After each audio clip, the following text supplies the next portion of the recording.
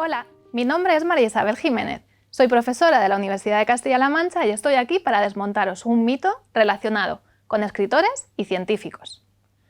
Como todos sabemos, la mayoría de los inventos y descubrimientos que se han sucedido a lo largo del tiempo se han caracterizado por acabar modificando nuestro entorno y nuestra forma de vida, así como nuestro concepto del universo y el lugar que ocupamos en él.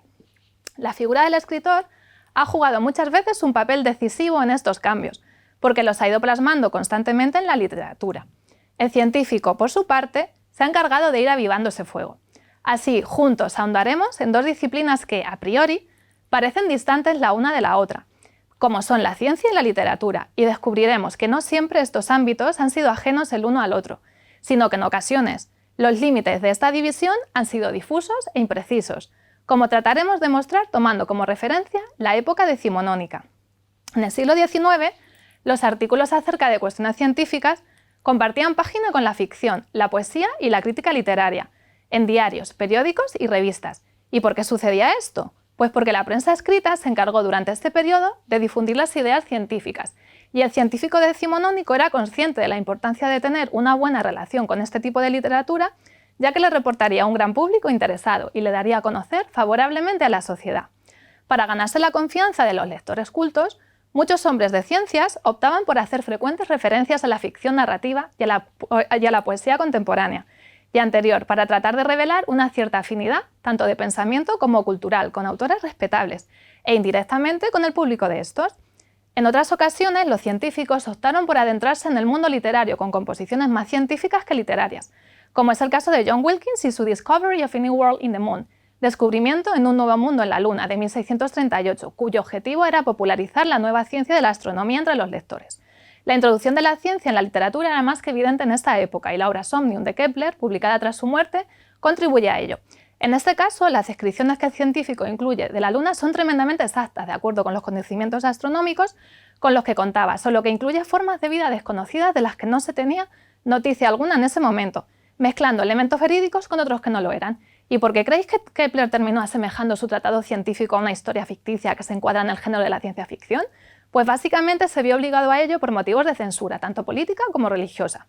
Otros ejemplos claros similares a los de Wilkins y Kepler los podemos encontrar, por ejemplo, al hablar de Charles Darwin, quien, a pesar de no ser un literato, es uno de los autores más leídos en todo el mundo, con su Origen de las especies. Lo mismo ocurre con Sigmund Freud y con Albert Einstein, entre otros muchos. Así podríamos hablar de que es en el siglo XIX cuando nace una verdadera necesidad de vulgarizar todos los conocimientos amasados por la ciencia, necesidad vinculada por aquel entonces a la formación del nuevo hombre del mañana y la sociedad futura. También es este el momento en el que el auge tecnocientífico favorece la aparición de la divulgación científica en la literatura.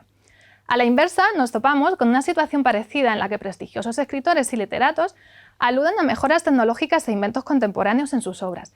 En este caso, los protagonistas fueron escritores creativos que moldearon la ciencia gracias a su propia imaginación, posibilitando de nuevo los encuentros entre estos dos pares. En algunos casos, afamados escritores trataron de imitar las voces, los estilos e incluso las ideas de los científicos de cada época, lo que otorga a sus historias un cierto rigor traducido en verosimilitud ante los lectores. Así, muchos escritores se han aventurado a incorporar referencias científicas y tecnológicas a sus obras, con lo que, reflejado en las letras, se muestra el fuerte impacto de ambas disciplinas en la sociedad en general. En realidad, lo que ocurría en el pasado era que los límites entre disciplinas no estaban tan claros como sucede ahora, y es que la palabra ciencia tenía el sentido de conocimiento en general desde sus orígenes, es decir, el hecho o el estado de conocer. En el siglo XVIII la palabra comenzó a ser empleada tal y como la conocemos. Hoy, con todo, el significado antiguo y más general seguía persistiendo, mientras que filosofía hacía referencia a ciencia. Los primeros científicos eran comúnmente llamados filósofos naturales, natural philosophers en inglés, hasta que en 1840 William Whewell anunció en su Filosofía de las Ciencias Inductivas lo siguiente: "We need very much a name to describe a cultivator of science in general. I should incline to call him a scientist." Algo así como es muy necesario usar un nombre que describa al cultivador de la ciencia en general. Me inclinaría por llamarlo científico, y fue esta la primera vez en que la palabra científico, tal y como la conservamos hoy en día, entraba a formar parte del Oxford English Dictionary. Para ver la incidencia de la ciencia en el mundo de las letras y por tanto su unión, Podemos hacer un rápido repaso por la literatura británica, sin olvidar los numerosos ejemplos que nos brindan también otros tipos de literatura. Así podemos recordar nombres como Shakespeare, con las referencias de sus dramas a algunas ciencias naturales, y Marlowe, Sir Philip Sidney, John Donne o John Milton, grandes autores que aluden a la astronomía principalmente y cuyas obras se vieron claramente influenciadas por la ciencia. Respecto al siglo XVIII, podemos aludir a Pope y Jonathan Swift, destacando sus ataques hacia la ciencia, evidentes en sus obras. A comienzos del siglo XIX, las actitudes científicas negativas se siguen sucediendo, esta vez de la mano de los poetas Keats y Blake.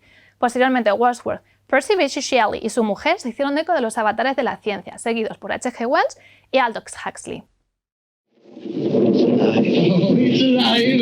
It's alive! It's alive! It's alive! Oh, in the name of God!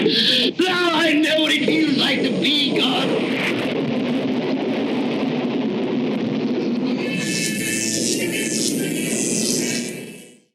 No podemos olvidar que estas ideas no provienen de la historia, sino que surgieron de escritores creativos que moldearon la ciencia gracias a su propia imaginación.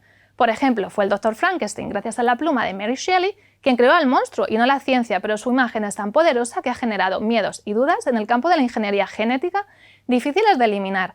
Como hemos observado, las letras y las ciencias, que de siempre han sido definidas como un par opuesto, recogen las dos ramas principales del conocimiento humano. Dicho binomio no ha dejado nunca de empeñarse en dividir la realidad en dos planos completamente diferentes, tan diferentes que para muchos son contrarios. Afortunadamente hemos comprobado que no ocurre así, por ejemplo, al hablar del género de la ciencia ficción, ya que es un terreno común para ambas, donde las letras y las ciencias se encuentran, se unen y se complementan de forma armoniosa, dando paso a relatos increíbles, relatos en los que andaremos en otra ocasión. Gracias por estar aquí y hasta siempre.